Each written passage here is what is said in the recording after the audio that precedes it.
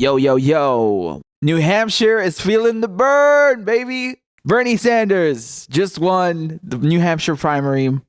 It's a good day, man. It's a good day. I just want to show you his victory speech real quick. You know, let the man savor the moment. All right, so let's just watch real quick from that what he said. Let me take this opportunity to thank the people of New Hampshire for a great victory tonight. CBS News projects that Senator Bernie Sanders is going to win the New Hampshire primary. The reason that we won tonight in New Hampshire, we won last week in Iowa, is because of the hard work of so many volunteers who knocked on doors in the rain and the snow and the cold. Okay, so that goes on for a few more minutes. But the results of this, basically, it was a tight margin. Okay, so Bernie Sanders, he came in with 25.9%. And the rat, he came in, the rat, Pete Buttigieg, he came in at 24.4%. So that's not a huge difference, man, between the runner-up. And actually, if you look at the number of delegates, they both have the same number of delegates. Both of them emerged from New Hampshire with 9 delegates going to the national convention. Amy Klobuchar, she came in third place. Yes. Yeah. She came in third place with 19.8%. Warren in fourth place at 9.3%. And then Joe Biden in fifth place at 8.4%. Wow. Wow.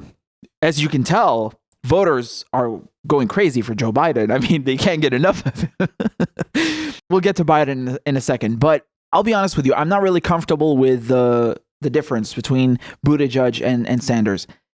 That's really concerning. Like, why are there so many people voting for Pete Buttigieg? It's a little too close for comfort, okay? Because what is that difference? 1.5%?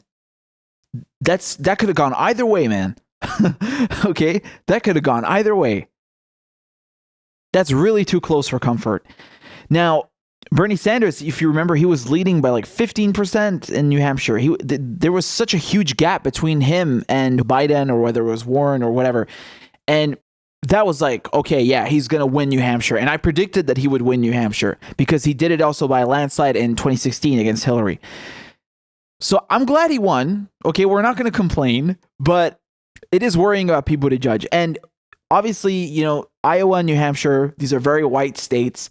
What's really going to show if Buttigieg can hold his own is how he does in mixed or, states with a lot of minorities, like whether we're talking about California or Nevada or South Carolina. Then you're really going to see how Pete Buttigieg does. And if he does well, then you know again for sure that it's been rigged. Okay, because the guy has 2% of black support nationally.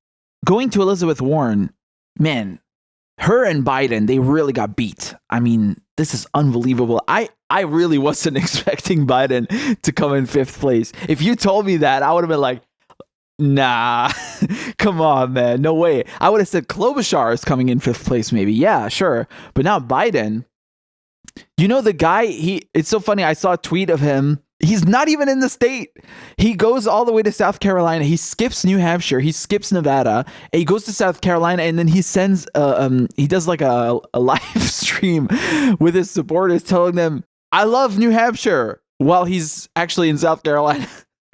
So that was really hilarious. You know, the guy, he's really hanging on to like the last thread. If he doesn't do well in South Carolina, it's over. Now, the thing with Warren, man, she was really bitter. She was really bitter. She actually went and in her speech last night, she attacked Bernie Sanders, basically, without mentioning his name, but it was very clear who she's talking about. That was really bitter and weird. I'll show you the clip. Let's take a look.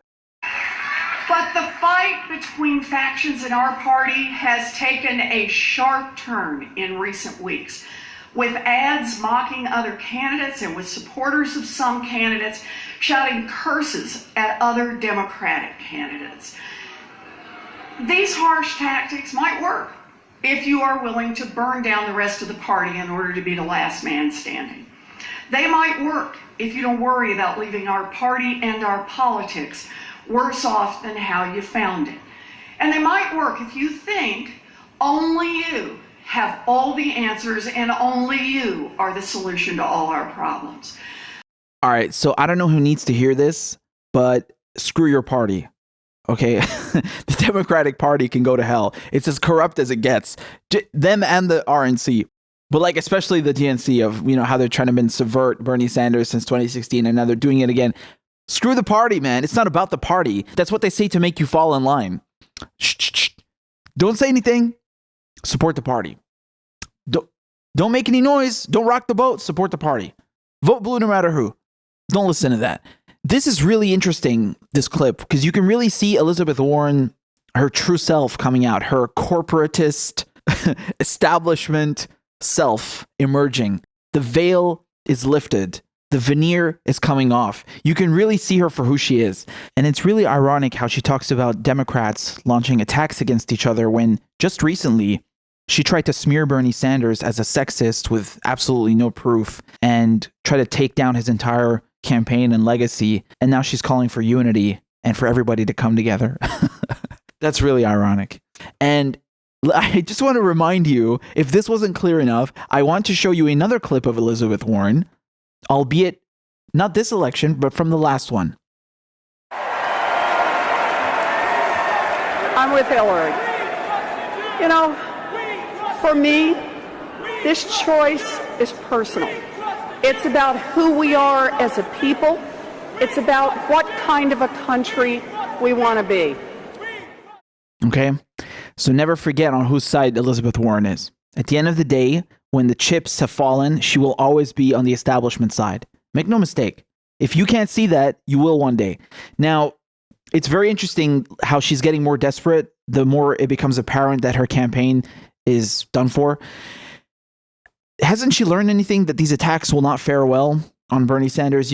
Every time people try to attack Bernie Sanders, it just galvanizes his supporters even more and they just donate even more. There was even a poll on Twitter which said, what makes you donate to Bernie Sanders? And the option that had the most votes was when people attack him, when I'm mad.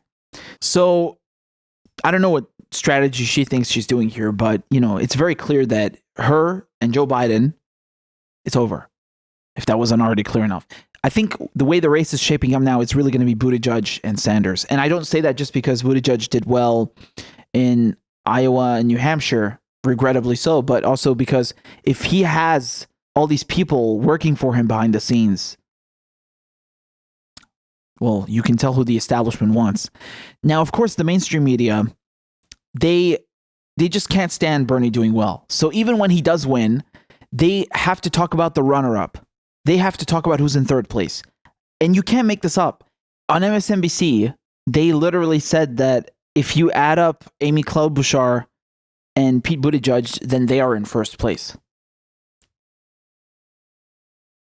What does that even mean? What does that even mean? Please, someone explain that to me. The reaching, the mental gymnastics that they do just to put down Bernie Sanders is really unbelievable. This is like kindergarten bullying or something. I don't even know how to describe it adequately. It's just so bad. It's really so bad. They just can't say that Bernie Sanders is the winner. They have to talk about who's in second place and third place and say that if you add them up, they actually have more votes than Bernie Sanders and therefore they are in first place. No, that's not how an election works. Although, seeing as how the DNC handles things, it might in the future. Don't be surprised. And, even Nate Silver, who is not exactly Bernie Sanders' biggest fan, was surprised by this kind of rhetoric and was like, what are you talking about? Why is the main story about who's in second or third place? They're not that close. So anyway, it's a good night for Bernie Sanders. Accept the win, relish it, but not for too long, because I want to remind people to be cautious. You still have 48 states left. Okay? And last time, Bernie Sanders won 23 of them. He almost had half the states in the bag and still got cheated out of it. So don't count your chicks just yet, because the DNC effery, I don't want to get demonetized, hasn't finished yet. Okay, it hasn't.